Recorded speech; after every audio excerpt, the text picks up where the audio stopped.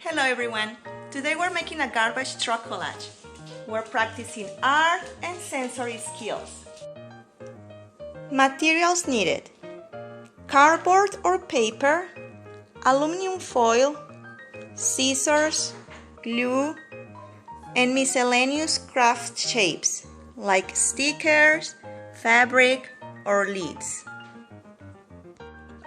Create the truck shape for kids out of paper or cardboard and glue a piece of aluminum foil on it.